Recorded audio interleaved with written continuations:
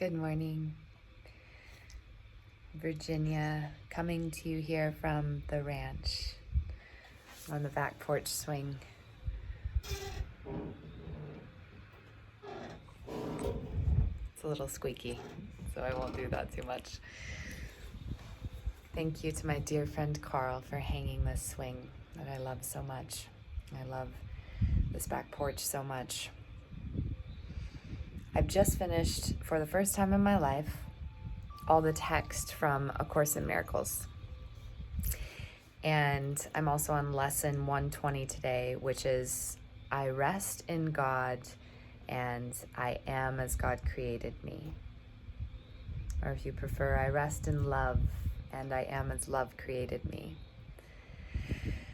I just had this true realization this morning, and it's something that I've been having a lot of realizations about with losing my dog and best friend Peter from his body, and my horse Stardust having a broken leg and what is going to come of that, and coming into relationship and communion with these life experiences that are really showing me that I am not, we are not bodies.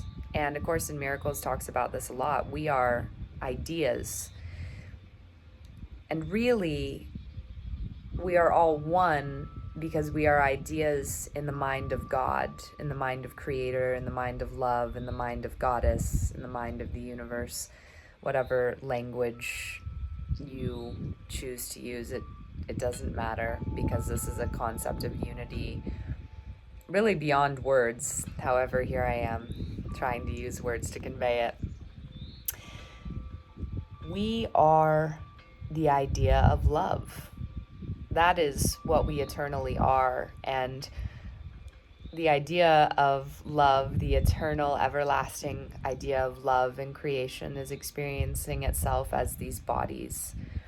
And that can be fun, right? It's kind of like a game, honestly. And I've had this experience eating mushrooms before and LSD very poignantly, looking at highways and cars and roads and cities and houses and thinking, those are toys. These look like toys.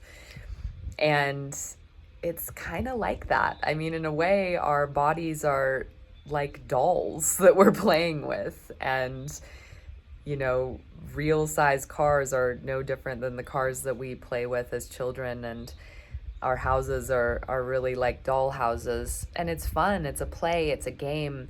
It's just the stakes with what happens to things in the physical world are really no higher than what happens with toys, as far as we are the eternal, everlasting idea of love that exists before and beyond the body and the game forever and ever. Amen. So it helps me to let go and to feel the love and openness and all power that is love when I think of it like these are toys and this is a game. My horse Stardust, this is truly no different than a favorite Breyer horse that I have. For any of you that used to have Breyer horses, they're little model horses, breaking its leg and not being able to be my toy anymore. However, the love and relationship that I have with Stardust was before his body began and is before he ends. When I put the toy away, or the toy goes away, or I lose it, or it breaks, that doesn't change the idea of love that Stardust was just a representation of.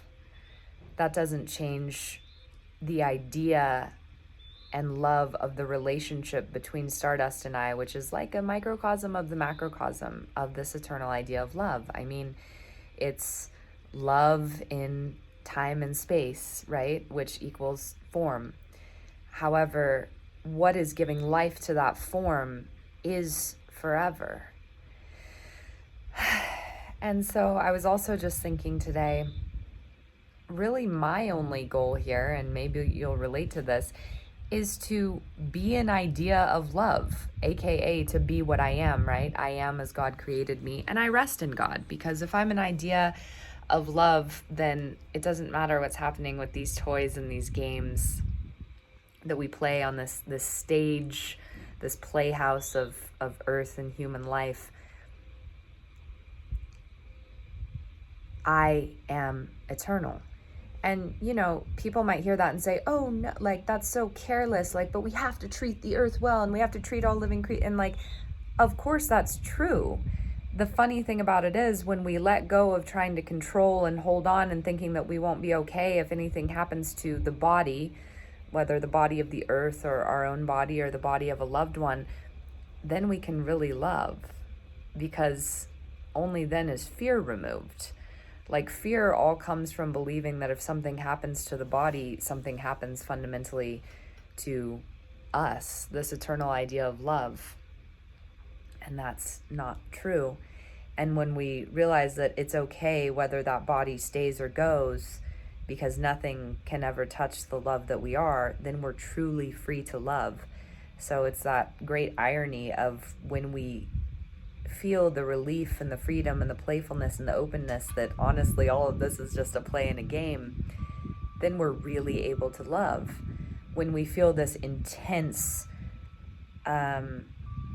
fear of anything happening to any body or to the physical in any form, and that anything could ever be taken away from us, then there's this constriction that we think that we're separate, and we're not really able to come into this understanding that we're all just this one idea of love playing out different forms.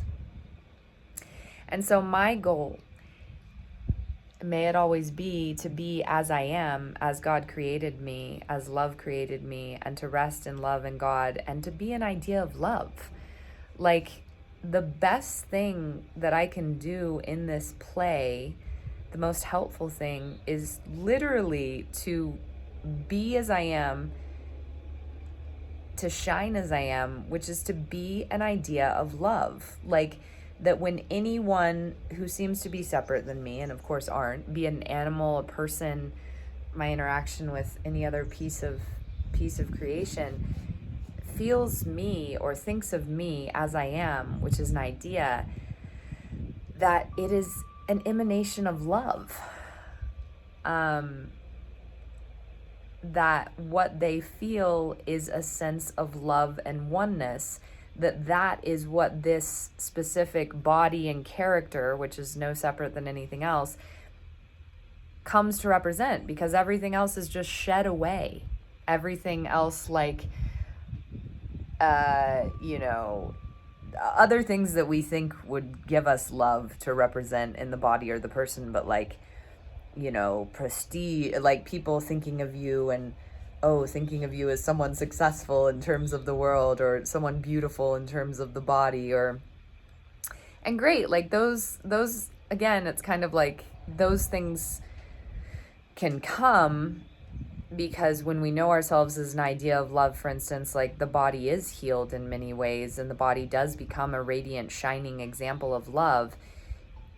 There's a difference in the feeling of being an idea of love that radiates in such a way that it shares love with others for the emanation of their own body and their truth in being love as an eternal idea, versus when we think of an idea and we think of another person or place or thing or title or thing that needs to some goal to get to, and instead we feel a sense of inadequacy and incompleteness.